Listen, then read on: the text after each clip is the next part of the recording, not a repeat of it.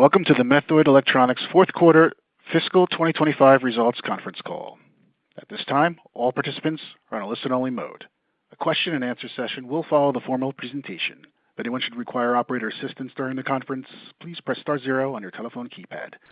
Please note, this conference is being recorded. I will now turn the conference over to your host, Robert Cherry, Vice President of Investor Relations. You may begin.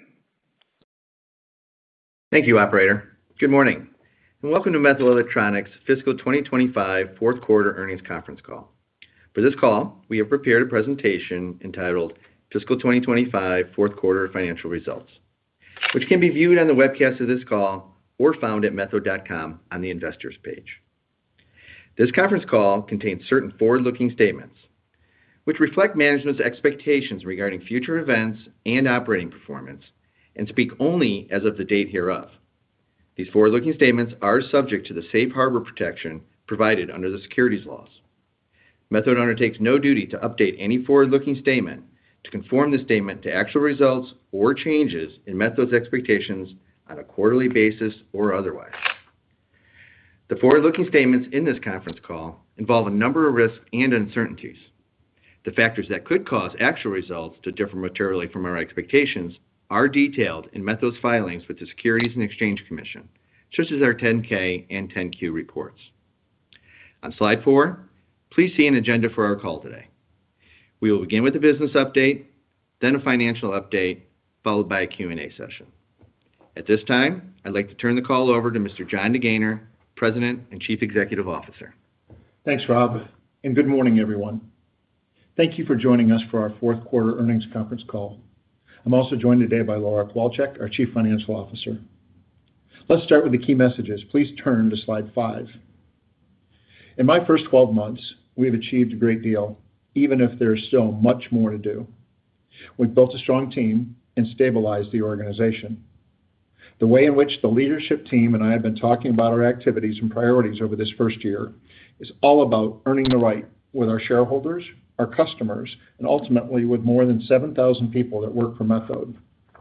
What you'll hear on this call and read in the next few slides is the progress that we have made to earn that right. That's the transformation that we're talking about.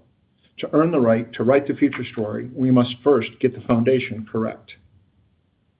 In the fiscal year, we took numerous actions to improve our execution, reduce our costs, and respond to external challenges like tariffs and market volatility. Unfortunately, the benefits from these actions were largely masked by a number of items that were one-time or historic in nature, such as the fourth quarter inventory write-off. Regarding market volatility, EV activity in the fourth quarter slowed, and fiscal 26 will be a reset due to EV program delays, especially by Stellantis. We do expect fiscal 27 will be a return to growth. Overall, we truly feel that we have put many of the issues of the past year behind us while still maintaining a strict focus on business performance. For instance, we delivered $26 million in free cash flow in the quarter. That's the best quarter that the company has had since Q4 of fiscal 23. For the full year, our focus on cash drove a $12 million improvement in tooling recovery and a $22 million reduction in accounts receivable. We also set records for the quarter and the full year in data center power product sales, with the year finishing at over $80 million. Going forward, we expect this level of activity will continue and there will be opportunities for growth. The transformation that I spoke about is absolutely progressing and its priorities remain unchanged. However, given the market conditions, we are looking at a somewhat extended timeline for that transformation. As we look to fiscal 2026, despite all of the challenges that I have cited, the company expects to double its EBITDA as a result of our operational improvements. We expect to achieve this even in the face of approximately $100 million in declining sales, driven by lower EV demand, again mainly driven by Stellantis. Turn to slide 6 and our specific results for the quarter. Our sales were $257 million, an increase from Q3, but down year over year. $17 million in sales increase was from Q3 was driven by record sales for power products and data center applications. The lower sales from the prior year were driven by the impact of 2 large, previously disclosed auto program roll-offs. We have now anniversaried the roll-off of the EV lighting program, but we still have 2 more quarters of year-over-year comparison headwinds on the GM Center Console program roll-off. We recorded adjusted loss from operations of $22 million. Of that loss, $15 million was attributable to unplanned inventory adjustments. These adjustments were for an increase in excess and obsolete inventory reserves and for a discrete inventory revaluation in the quarter. The primary driver of these adjustments were reduced, delayed, or canceled programs that did not have sufficient future demand to support the inventory levels. The impact was mostly in North America and included some in EV programs. Historical warranty and quality issues for existing auto programs contributed approximately $5 million to the loss as well. These historic charges reinforce the actions that we have taken to improve our operations, supply chain, and product launch capabilities. Turning to a true bright spot. As I mentioned, we had record sales for power products and data centers for both the quarter and the full year. The full year sales exceeded $80 million, and we expect a similar year in fiscal 26 with potential for more growth. The full year sales were almost double those of fiscal 2024. We are achieving this performance based on our existing product technology, utilizing our global footprint to serve the customers. What's truly exciting is the opportunity that we have to leverage our power expertise to capture growth that is being driven by the rapid evolution of component designs to enable the vast increases in power density sought by future data center operators. It is too early to share any more details on this, but it's very promising for the future growth in our power distribution enterprise. Turning to EV activity. Sales grew year over year. For both the quarter and the full year, they were 20% of our consolidated total, an increase from 14% and 19% respectively. While these year-over-year comparisons improved, our EV sales on a sequential basis from Q3 decreased approximately 10%. We remain bullish on the long-term megatrend in EVs. However, as I mentioned earlier, the near-term outlook is soft, particularly in North America. Weaker market demand is driving lower customer EDI forecasts, some program launch delays, and a couple program cancellations. This is causing us to project a 10 to 15% decline in EV sales for fiscal 26, a much different picture than just 1 quarter ago. However, based on our customer EDI forecasts and third-party industry projections, we expect a significant rebound in EV sales in fiscal 27. Our team has been and will continue to be extremely proactive on any exogenous program delays or changes, and actions are underway to recover costs and capital investments related to these program delays. The outcome and timing of these recoveries is yet to be determined. Both free cash flow and debt reduction are good stories for us. Despite all the external factors, the business delivered free cash flow of $26 million in the quarter, which was the second quarter in a row of strong free cash flow. Our relentless drive to reduce working capital is driving this result. In turn, we reduced both our debt and net debt levels by $10 million from Q3.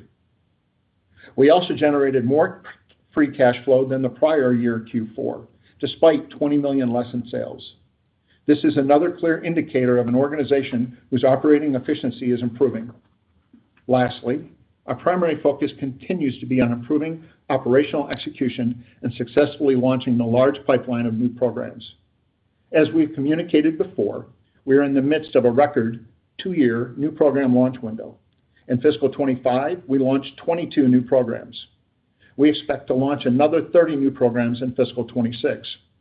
Our customers continue to count on us, and we plan on continuing to deliver. Speaking of new programs, for fiscal 25, we had bookings of over $170 million for new and extended programs. About 2/3 of the awards were for power distribution solutions in EV, industrial, and data center applications. The Methode team has put a lot of hard work into rebuilding our foundation in fiscal 25, which we expect that work to lead to notable performance and financial improvements in fiscal 26. Turning to slide 7. As I mentioned earlier, I'm marking my 1-year anniversary as CEO of Methode. I'm truly proud of what we have accomplished as a team, and I want to share some of the reflections on the past year and the road ahead. Transformations are never easy. I make a distinction between transformations and turnarounds. Quite simply, a transformation is about fixing a business in a way that enables it to evolve and positions it for future growth.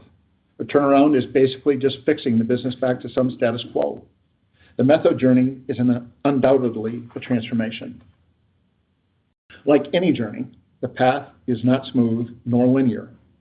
The first order of business was stabilizing the base, which included the significant organizational changes that we made in previous quarters, and meant focusing on executing program launches while simultaneously revamping plants and rebuilding the team, all in the face of numerous external distractions. Business plans are always linear on paper, but the real world curves and bends every day. The past year was no different. Whether it was tariffs, market shifts, geopolitics, or other factors, we had to maintain discipline and our focus on our objectives while conditions were constantly changing.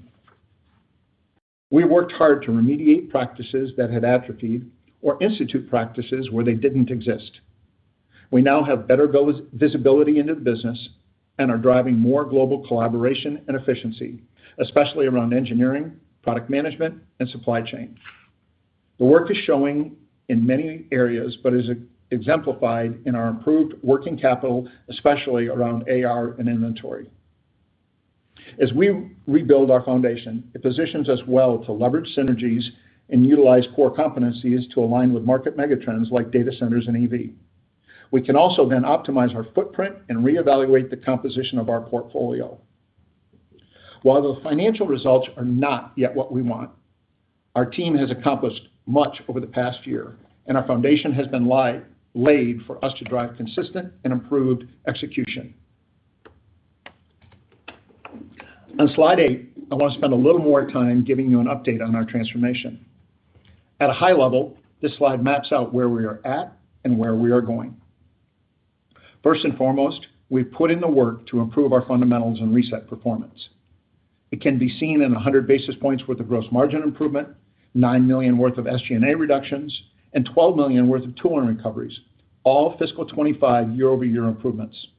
Then there's been a whole series of execution-focused improvements like $11 million reduction in freight, a reduction in scrap, and a reduction in headcount of over 500 people.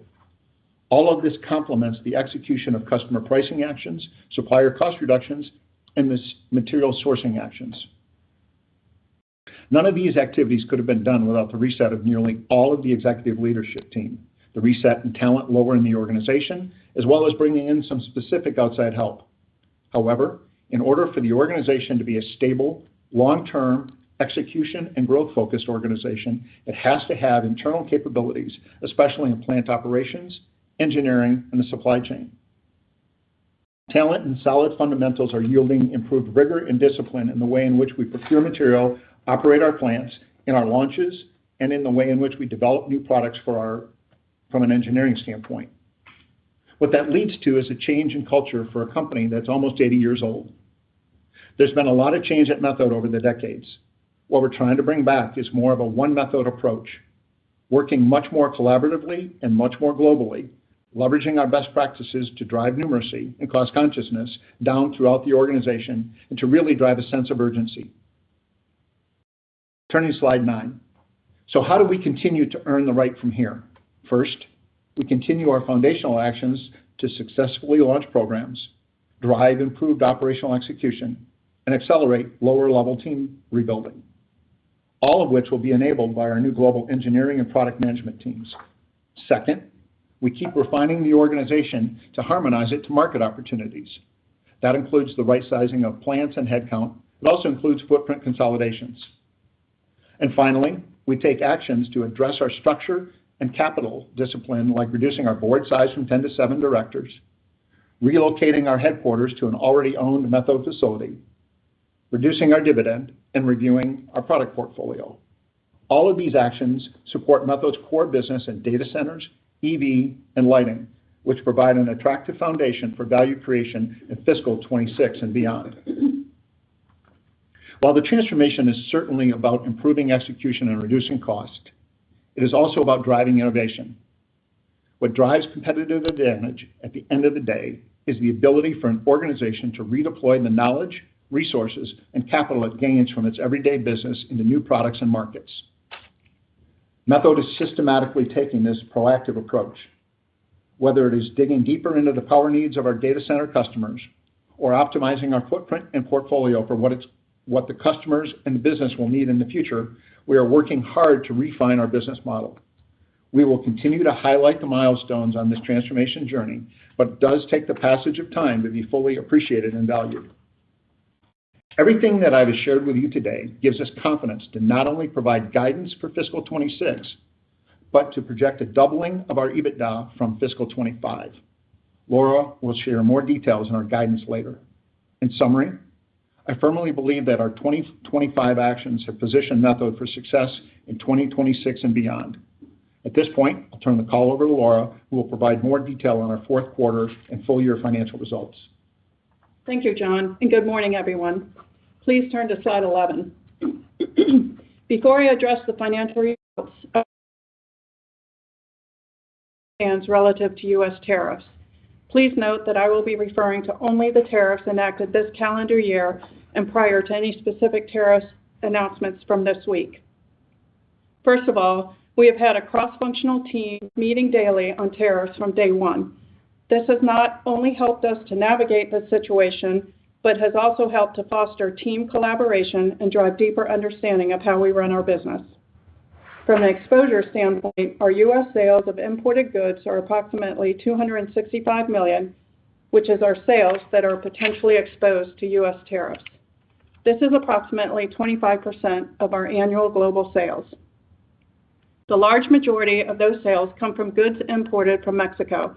Those goods are subject to the USMCA, and over 95% of those goods are compliant.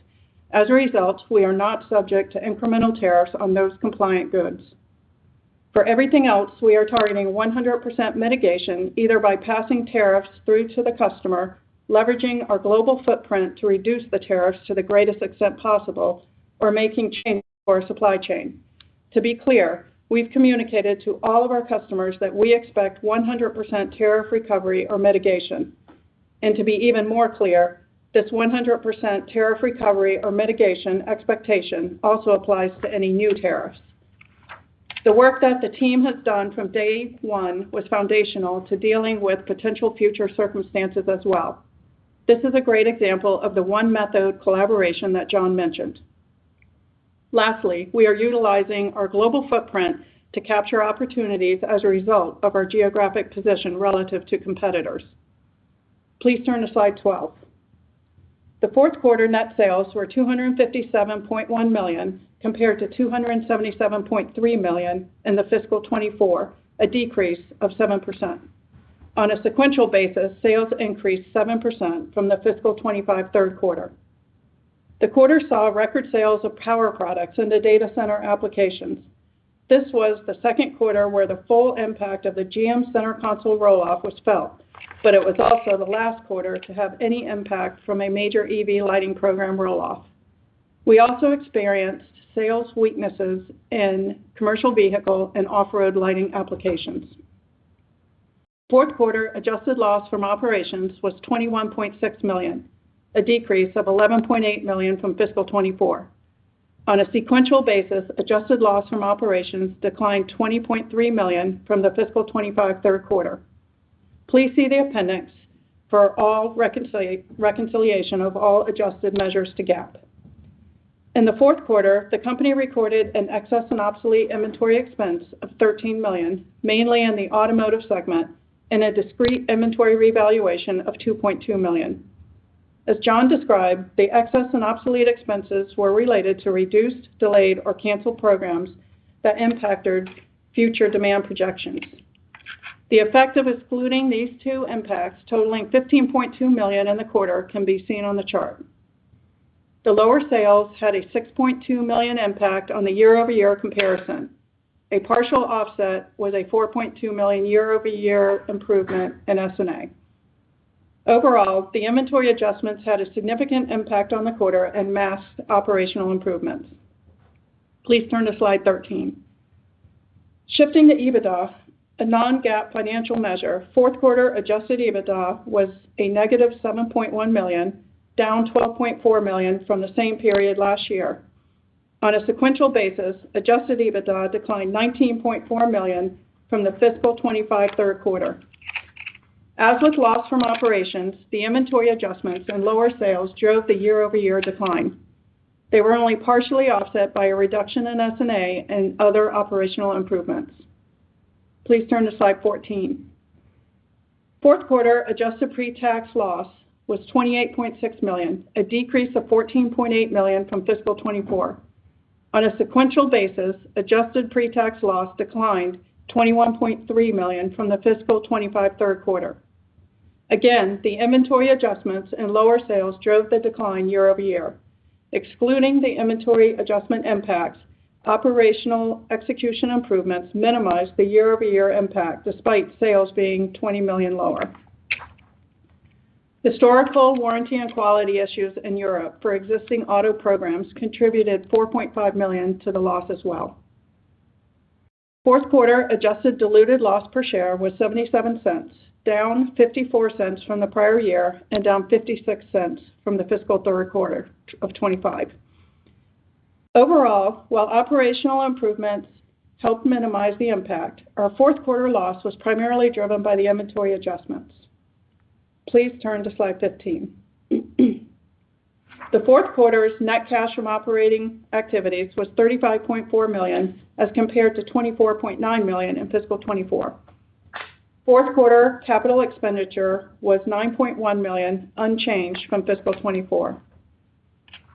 Fourth quarter free cash flow, a non-GAAP financial measure, was $26.3 million as compared to $15.8 million in fiscal 24, an increase of $10.5 million. This increase was mainly due to the lower working capital. This was our second quarter in a row of strong free cash flow. Please turn to slide 16. Debt was down $10.3 million from the third quarter. We ended the quarter with $103.6 million in cash, down slightly from the third quarter of fiscal 25. The strong cash generation in the quarter allowed us to pay down debt. Net debt, a non-GAAP financial measure, decreased by $10.1 million from the third quarter to $214 million. After the end of the fourth quarter, we entered into an amendment to our credit agreement. The amendment reduced the capacity of the facility to $400 million, which is still in excess of our needs. It revised covenant ratios and updated pricing and other details. The amendment waived any default that may have occurred due to noncompliance with covenants for the fourth quarter that were in effect prior to the amendment. Following the amendment, we were in compliance with all covenants. For further information, please see our 10-K filing. Please turn to slide 17. The full year fiscal 25 net sales were $1,048 million compared to $1,115 million in fiscal 24, a decrease of 6%. The net sales decline was primarily driven by the GM Center Console and EV lighting program roll-offs that I previously mentioned. Together, their year-over-year impact was $111 million. Partially offsetting those declines was a record year for sales of over $80 million of power products for data centers. Adding back the year-over-year inventory adjustment of $12.2 million, operational improvements minimized the impact of the $67 million decline in sales as seen on the chart. Please turn to slide 18. Next, I want to provide an update on our sales bridge from fiscal 24 to 26. As previously mentioned, the GMT1 Integrated Center Console program has gone end of life. The result was a significant sales headwind in fiscal 25 and a slightly lesser one in fiscal 26. The other major legacy program roll-off we previously communicated was for EV lighting. That program went end of life at the end of fiscal 24 and was thus only a headwind for us in fiscal 25. The major update on this bridge concerns the launching of several EV programs for Stellantis. In fiscal 25, those launches generated $46 million of incremental sales. You may recall that back in Q1, we projected Stellantis to generate a total of $84 million in fiscal 25, and then another incremental $125 million in fiscal 26. However, due to severe reductions and delays from Stellantis, we now expect fiscal 26 to see a decrease of $40 million, essentially a $200 million swing from our Q1 projection. We have also seen EV program reductions for fiscal 26 from two other major OEMs. As John mentioned, our team has been proactive on these customer program changes, and actions are underway to recover costs and capital investments related to them. The magnitude and timing of these recoveries is yet to be determined, but it is our intention to maximize our recovery. While we do expect growth from our fiscal 26 launches with other key customers, as well as potential growth from data centers, they are not enough to overcome the drop in demand from Stellantis and other EV customers, given the soft market outlook. Consequently, we now expect sales for our fiscal 26 to be approximately $100 million lower than fiscal 25, rather than the organic growth we previously expected. A byproduct of this revised outlook is that we expect fiscal 26 to see an improved diversity of OEM customers given the forecasted mix. Please turn to slide 19. Regarding forward-looking guidance, it is based on management's best estimates and is subject to change due to a variety of factors as noted on the bottom of the slide. For fiscal 26, we expect sales to be in the range of $900 million to $1 billion. Please note that fiscal 25 was a 53-week fiscal year, and fiscal 26 will be a typical 52-week fiscal year. So we will have one less week in fiscal 26 as compared to the prior year. We expect EBITDA to be in the range of $70 to $80 million, and we expect the second half of the year to be higher than the first half. As you can see from the charts on the right of this slide, we expect fiscal 26 EBITDA to be higher than both fiscal 24 and 25, despite a significant reduction in sales over that same time period. Specifically, in fiscal 26, the downward conversion from the lower sales will be offset by operational improvements and will actually see almost a doubling of EBITDA margin from 4.1% to 7.9%. The fourth quarter guidance assumes the current market outlook based on third-party forecasts and customer projections, the current U.S. tariff policy, depreciation and amortization of $58 to $63 million, CapEx of $24 to $29 million, interest expense of $21 to $23 million, and a tax expense of $17 to $21 million, most of which is related to a valuation allowance on deferred tax assets and is non-cash. It is worth noting that our interest expense is expected to be essentially flat year over year despite the amended credit facility agreement. This is mainly a factor of lower year-over-year benchmark European interest rates. One last note on fiscal 25. Back in fiscal 24, we identified 3 material weaknesses in our internal controls. We are pleased to inform you that all 3 of these material weaknesses were remediated in fiscal 25. For more details, please see our 10-K filing. So, to echo John, we have driven improved operational execution this past year that was often masked by various external or historical challenges. The result is a solid foundation for the Methode team to build on into the future. That concludes my comments, and we can open it up to questions. Thank you. At this time, we will be conducting a question and answer session. If you would like to ask a question, please press star 1 on your telephone keypad. A confirmation tone will indicate your line is in the question queue. You may press star 2 if you would like to remove your question from the queue.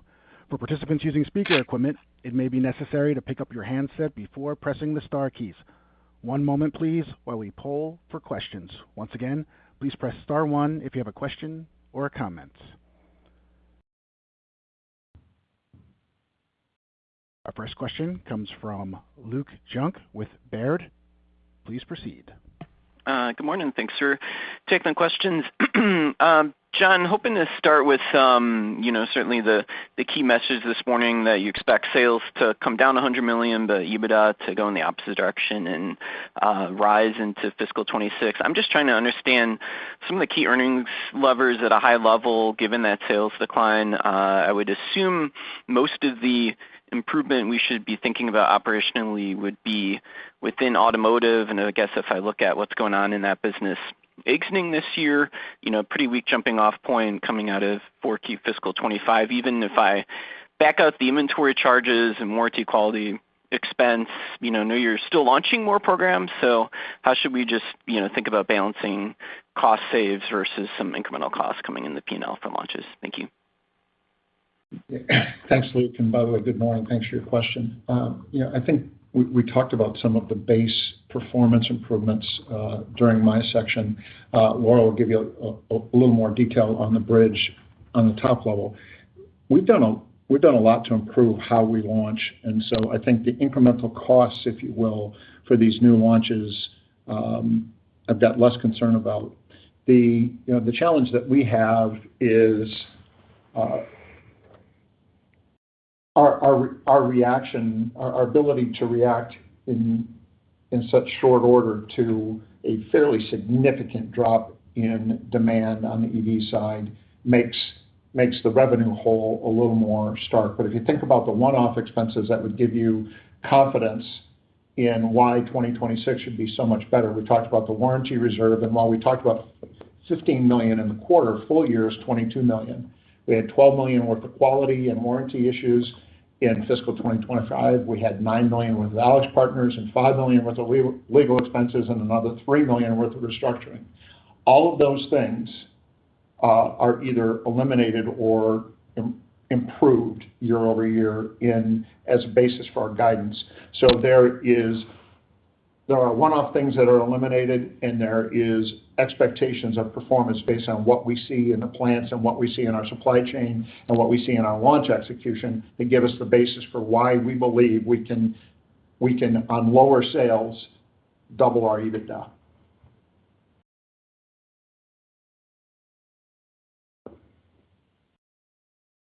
Thanks for that, John. All helpful commentary, especially all those individual expense items. Second question, just in terms of the launch activity into fiscal 26, 30 launches, how should we think about those in terms of the percentage that are EV platforms specifically, and then on the EV side of the house, just how can we conceive the materiality of those launches, and maybe, given the Stellantis experience this year, and I know you mentioned other EV program delays and whatnot, just how you attenuate for that, potential risk, either timing or volume, as you put together the guidance?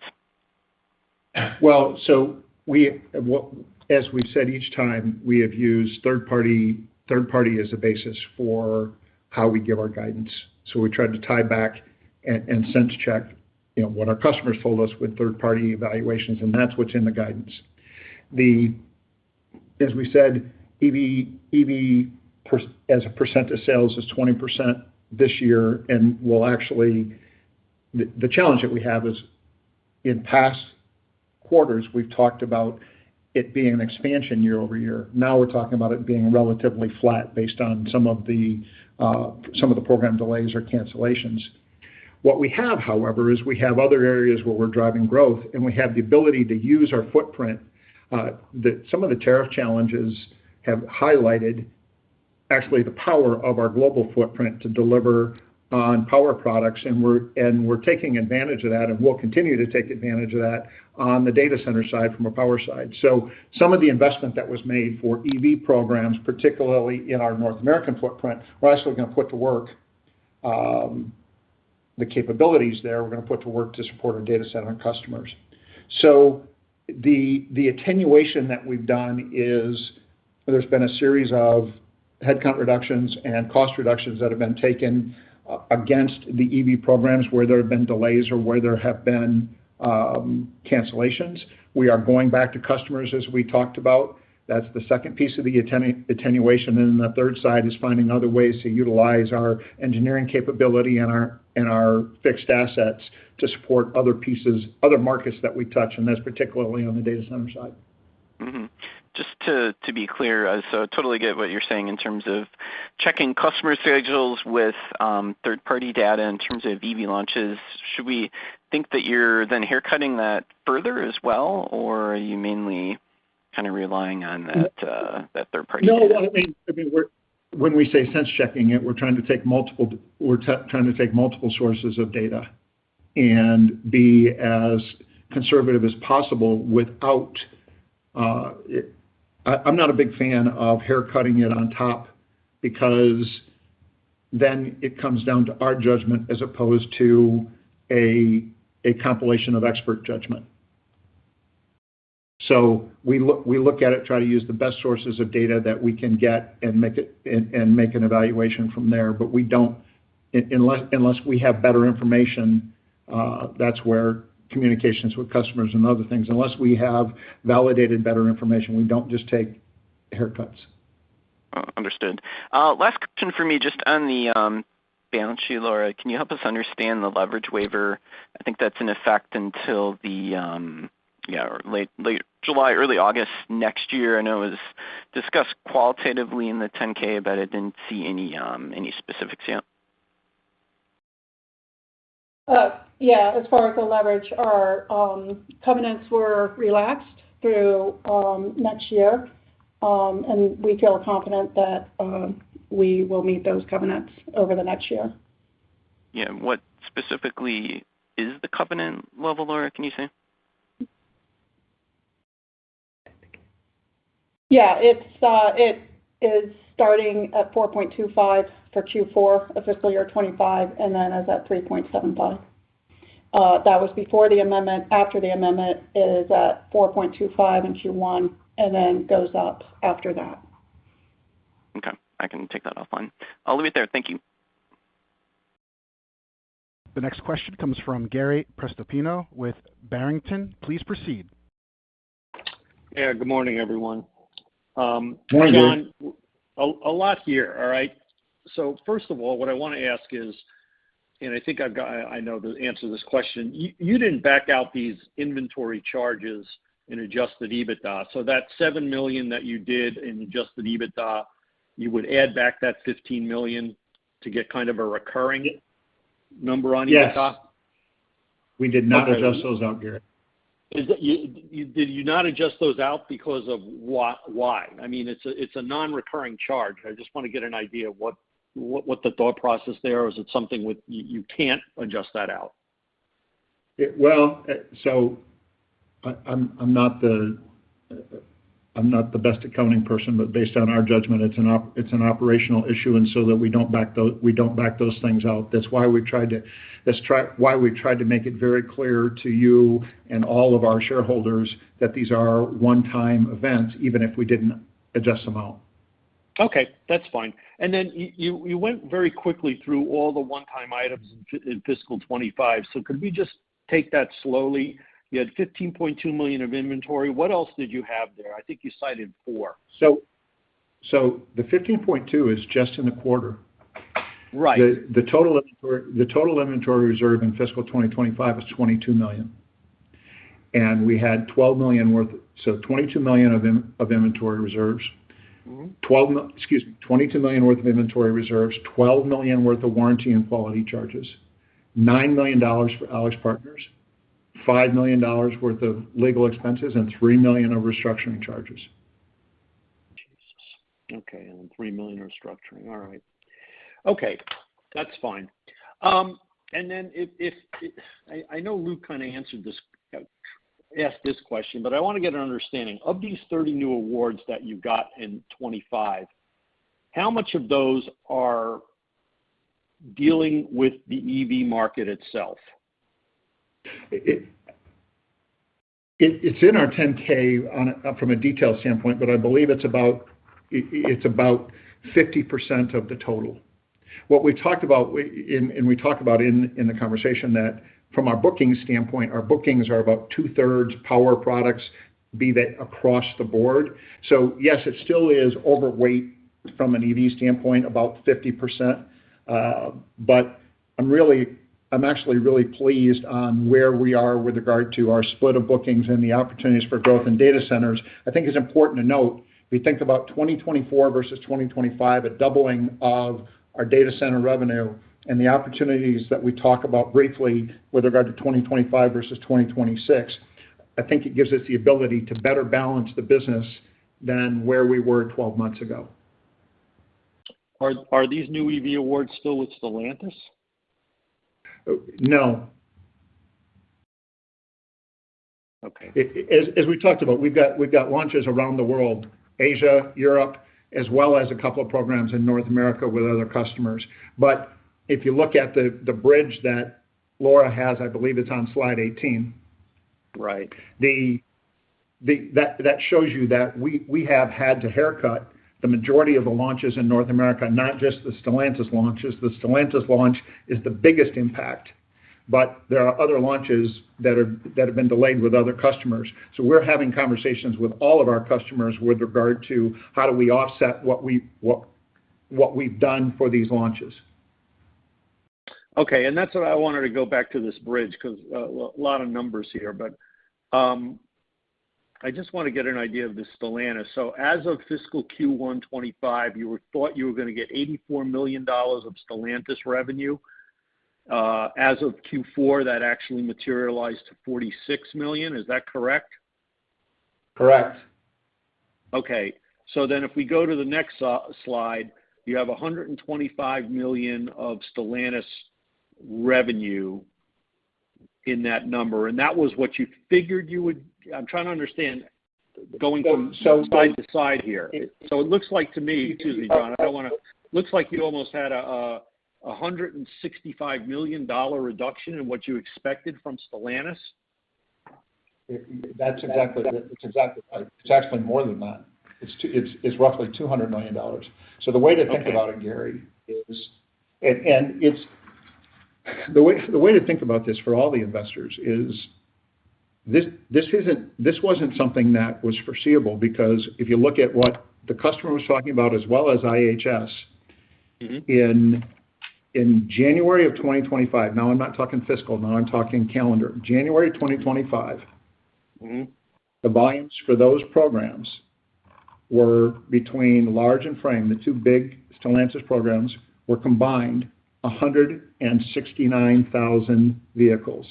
In May of 2025, this is for 2025. It goes back to the bridge. So in January it was 169,000 vehicles. In May, this is for 2025. In May it was 58,000 vehicles, and in July it dropped to 15,000 vehicles. So we had a huge drop quarter over quarter, which is why Q4 had such a revenue hole, and also what drove some of the inventory, because we had built a pipeline. We built our plants and we built our pipeline to respond to when you have long lead time items like copper. We built a pipeline based on what the customers had told us and what IHS said. You take those same numbers for fiscal 2026 in January for calendar year fiscal 2026. In January 2025, that number was 259,000 between the two programs. In May, it dropped to 176,000, and in July, it dropped to 63,000. So we have been reacting within a quarter to huge drops both in the quarter and in the following fiscal year, which is why our ability to adjust and overcome that is just not possible within a quarter. So what we're trying to do, we're in conversations with the customers. We're trying to work with them, and it's not just with Stellantis, work with all of our customers, and at the same time, be able to use our capabilities, use our engineering, use our operations, use our supply chain to support growth in other areas. So if you think about slide 18 and 19 and say they've had a huge hole punched in the revenue from Methode's perspective, but the performance on a year-over-year basis, you have negative downward conversion that you should expect in any company when you take $100 million worth of revenue out, or the better part of $100 million worth of revenue out. And on top of the downward conversion, we're driving, $32 million worth of EBITDA improvement in our midpoint of our guidance. So, I mean, in the numbers that you're citing for this year, I guess it's very easy to assume there's negative growth from Stellantis, in other words. Oh, yes. Big time. Absolutely. Yeah. That's what slide 18, if you look at the top of slide 18, is what we knew when I first started talking to you. A year in Q1. That's what we knew at the time. Okay. Now, and then I don't want the bottom of the slide shows you what we know now. Okay. I just want to clear that up. All right. And then just one more quick question. I saw the report that you're paying a 7-cent dividend, so it was 14. So it's safe to assume you've cut the dividend. And was that having to do with some of the issues you had to get with some amendment changes or leverage covenant changes or whatever? Because the cash flow was still pretty strong. Yeah. So actually, but Gary, if you look at it, the dividend has historically been set first. The dividend policy is set by the board. But right. let's just talk about it. If you look at it, this change in the dividend still puts us with a dividend yield, very much in line with our peers. That initial dividend on a per share basis was set back when the stock was much higher. So the new dividend rate, one, is in line with our peers. It gives us back some flexibility from a working capital perspective. And yes, of course, it did consider what we had to do from a covenants perspective. Okay, that's fine. I just want to make sure I was on the right track there. Thank you. Of course. Our next question comes from John Franzreb with Sidoti. Please proceed, John. Good morning, everyone, and thanks for taking the questions. Hey, good morning, John. We'll just stick with slide 18 here, and I want to focus on that $48 million and that other launches and pricing and market.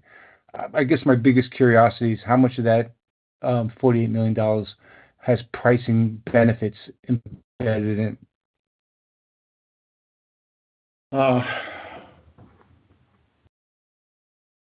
You mean as far as versus its new programs, it's just price to price? Yeah, on the right-hand side of the column, it's 48 million down from 107.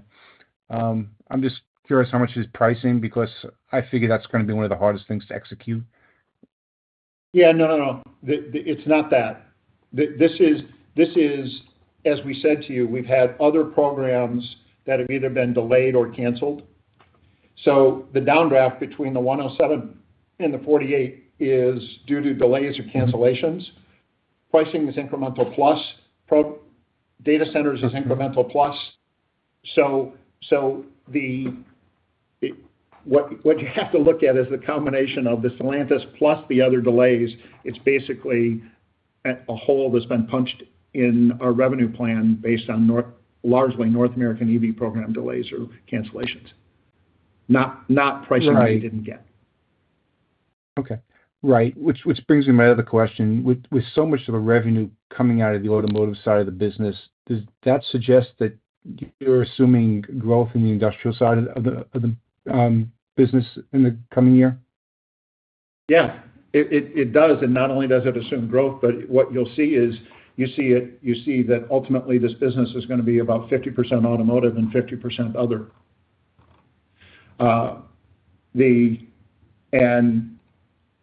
And we're excited about opportunities to grow our lighting business, the industrial activities, as well as the data center work, both on base data center activity as well as future data center activity. Okay, so that's largely coming from data center, given what's going on in the truck market. Yeah. Well, so lighting would be data centers and lighting for things other than trucks, not off-highway lighting as well. Since you brought that up, I am curious how Nordic Lights is performing relative to expectations. Maybe just summarize 2025. I'm very proud of the team at Nordic Lights.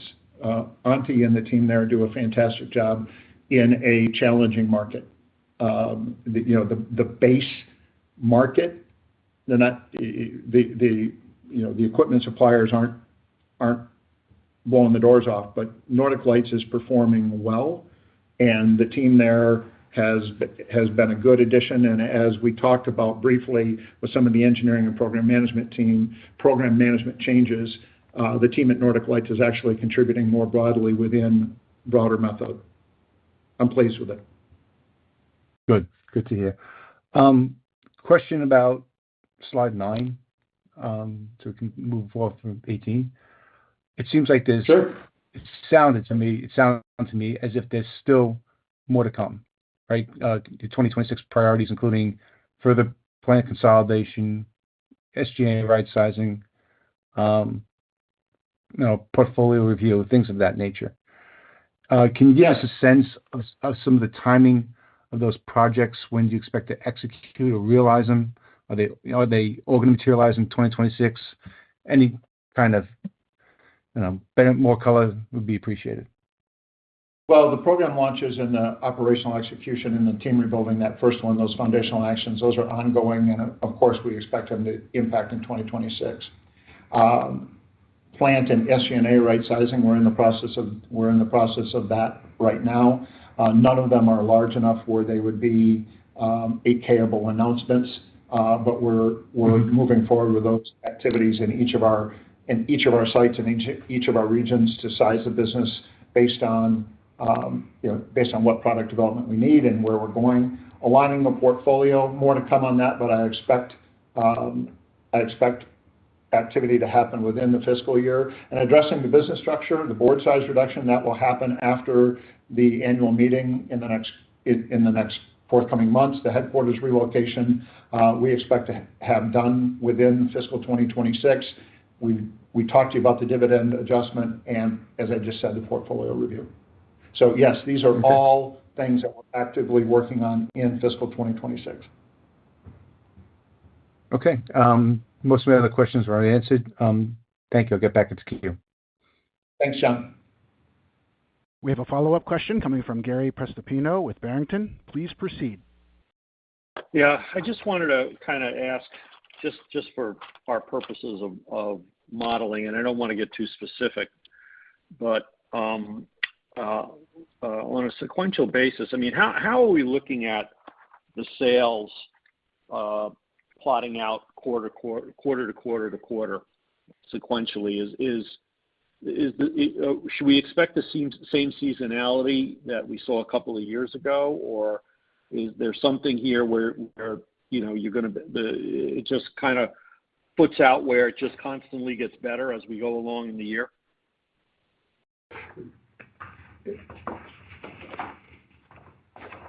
Gary, we're checking our notes, but typically with the launches and the ramp up of timing, that's why we've talked about the improvement second half versus first half. Right. We don't typically provide quarterly revenue guidance, but yes, you would expect to see